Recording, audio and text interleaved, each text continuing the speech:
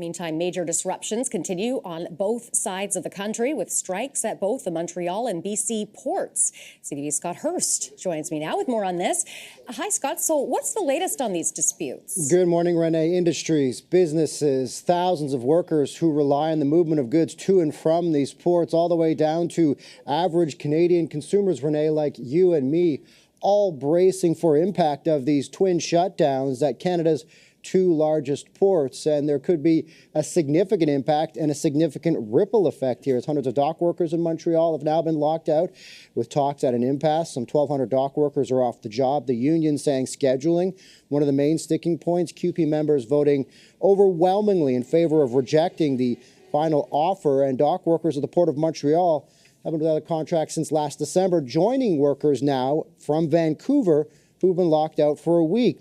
The labor disruptions could cause chaos to Canada's supply chain, and adding to Colton's comment about timing for potential Canada post-strike, the timing here also playing a significant role in the concern over the impact. The two shutdowns impacting hundreds of millions of dollars worth of goods every day, and the significant ripple effect that could be a threat to businesses and consumers as we get into the busiest time of the year for consumers. The holiday shopping season, of course, Renee, looms large over all of these talks at the two major ports in Vancouver and Montreal, and adding to what Colton said, at potentially Canada post-strike as well. So lots of labor issues that need to be worked out that could have a significant impact on all the way down to us as the consumers.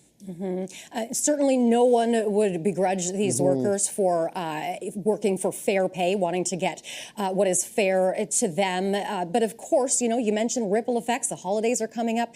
Will the government step in? Yeah, Renee, of course, you can't blame these workers for standing firm, wanting to get a contract offer that they feel is fair. But now business groups are calling on the federal government to step in to intervene in these negotiations so that there isn't this massive ripple effect across the country. Labour Minister Stephen McKinnon has said that both sets of negotiations were progressing at an insufficient pace and urging all parties involved to work something out. But we're expecting to hear from the minister later this morning in less than an hour's time to provide an update on the status of the disruptions at the ports in Montreal and Vancouver, Renee. So we'll bring that to you as soon as he begins to speak, and see if there are any significant updates in the negotiations and these two major work stoppages in Montreal and Vancouver. All right, we will watch for that. CTV Scott Hurst, thanks so much for this, Scott. Thanks, Renee.